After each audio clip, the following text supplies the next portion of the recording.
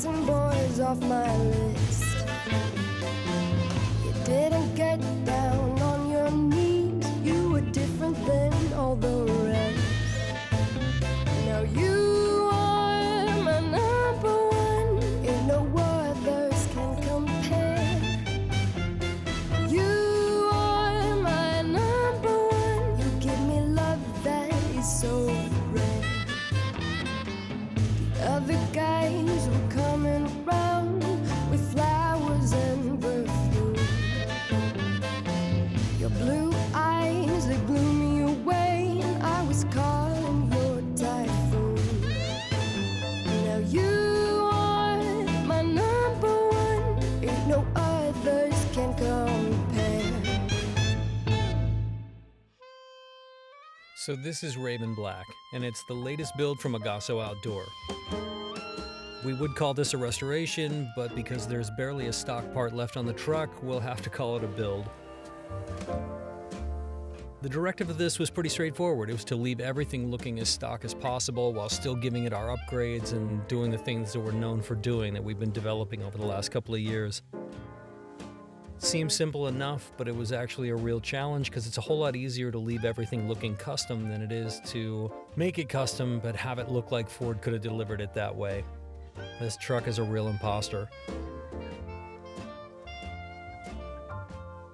Body and frame. The frame is original. We didn't have the heart to do a custom chassis for this one, which we usually do, because we wanted to keep everything looking stock. So we made sure it was straight. We cleaned up a couple of things, but we left the stock markings, the welding slag, all of that. We left it in place, and then we coated it. Suspension is all new. It's in stock configuration, gas shocks, 9-leaf spring packs in the rear. So the body is Henry Ford steel. It had very little damage, very little rust. Majority of the time that we spent in metal was spent filling holes and lining up panels. It's amazing how many holes you need to fill on these original bodies. You know, they have so many roll bars in them and things drilled in them. And so for our builds, we usually fill everything, we metal finish all of it, and then we go back and we re-drill the openings that we need. After metal, the body is seam sealed before getting surfaced. This one got coated in BASF, single stage, Raven Black. We went with single stage on this one because it's repairable, and with black, the depth of finish you can get when there's color all the way to the surface, it's amazing. So I'm glad we did it. After paint, the inside and the underside of the body tub get lined for corrosion protection. Then most of the parts like latches and fender stays are powder coated even if they are stainless. We coat these parts to protect them and also so that they look cohesive. Lastly, we fill little things like the license plate mounting holes in the grille. It just makes everything look cleaner. There's no afterthoughts. And if you need a front tag, there's a bumper mount for that, so you're all good. Everything has DEI boom mat in it, so it's sound deadened. The underside has our trans-tunnel kit, also DEI. And the firewall has our kit that we developed with DEI. It's 3 layers thick. It makes the firewall basically sound like a bank vault. Both the trans-tunnel kit and the firewall kit are both exclusively available on our website. The engine, 5.0 roller motor, we dialed it in to have great low-end torque and idle quality. It's an iron block with iron heads, so we put all the effort into blueprinting and choosing components that will work well together. Then we color-coded everything, like stamped steel valve covers and air cleaner. It's got electronic multi-port fuel injection, which we also blended in by painting the manifold and the fuel rails, and then making the wiring as sanitary as possible. It's got an aluminum Ron Davis radiator. It's blacked out to look stock, and we're using our own stainless bracket OEM fan. And to cool this thing, it's got air conditioning and iron heads. Not a lot of air gets through the grill.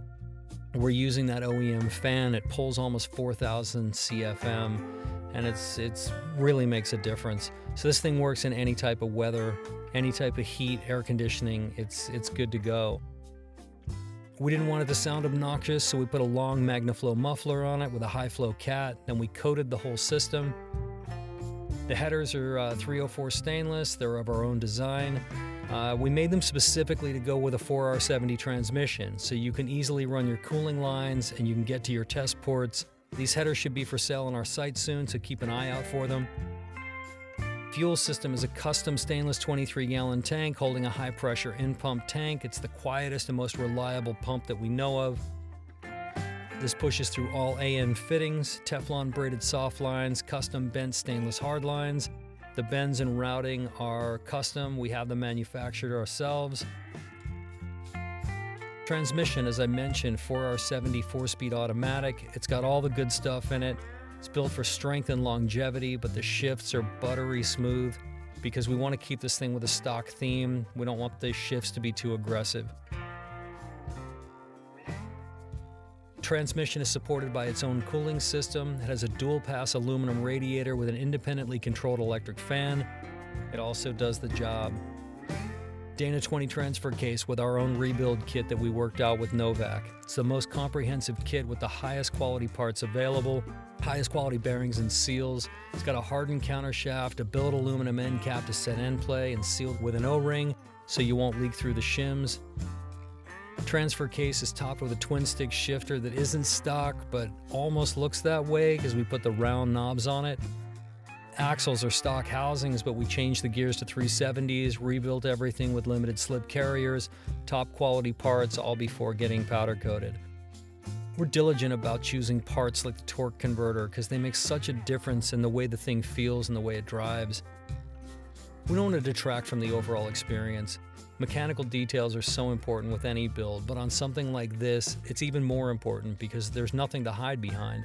There's no loud pipes, there's no big tires, there's just nothing. Anything is not working correctly or doesn't feel the way it should in your hands, and it's just, like a drive shaft is out of balance, you're definitely going to notice it.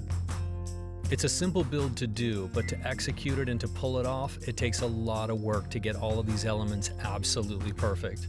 Steering, it starts with a stock wheel, of course, and then we have the original Ford column. We went through every piece of it.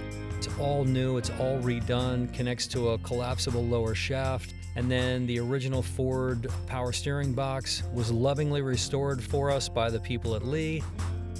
Below that, we have a thick-walled tubing, which connected to 1-ton OEM tie rod ends. They work, they're serviceable. We haven't had any failures with them.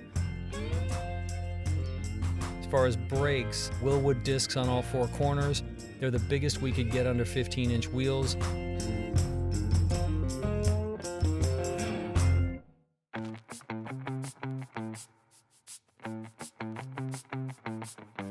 Plumbing is all custom 316 stainless hard lines with a Baramaster cylinder and proportioning valve. We kept the original parking brake and pedal, but upgraded the cables and made our own brackets for the frame. As far as wiring, our wiring is as sanitary as we can make it. Everything is planned at the beginning of the build, so all wiring is worked into the harness before the final install, so it can be run in an elegant way that's easy to understand and easy to service.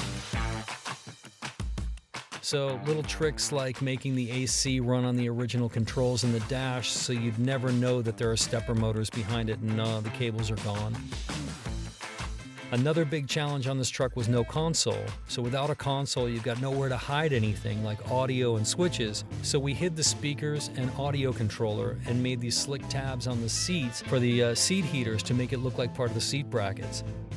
Then we hid all the EFI electronics in a custom box down on the frame.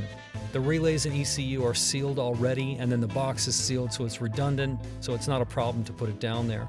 All this stuff is a lot of work, but we think it's worth it on a build like this because it just makes everything look like it was pre-planned, and that's the way it's supposed to be. As far as interior goes, Moore & Giles leather with plaid wool inserts. Wool might not seem like a logical choice for inserts, but this wool is from a legacy fabric house in the UK. The dry rub rating is comparable to many automotive interior fabrics. It's gonna last. Interior cues, details like our own custom speaker bracket in the dash. We use our own speaker cloth. Billet door handle cups that are color keyed to the panel. Custom inlay spare tire cover to match the seat fabric. We never get tired of doing the custom spare tire cover. Just makes everything look so finished. Floor treatment is the black rubber mat that is just like the original Ford, and it's perfect for something like this because, you know, you can go crazy with it, but it's simple, it's elegant, it works, and it looks right at home. You know, I think most people would find this kind of build something like a novelty, but I can't stress enough how enjoyable something like this is to drive. When everything is tight and it all just feels right in your hands, it's so satisfying to drive a build like this. It just puts a smile on your face. We don't want to get pigeonholed into doing completely stock trucks. We do cut and lifted ones as well. If you have any questions about this build or want to talk about one for yourself, get in touch with us at AgasoOutdoor.com.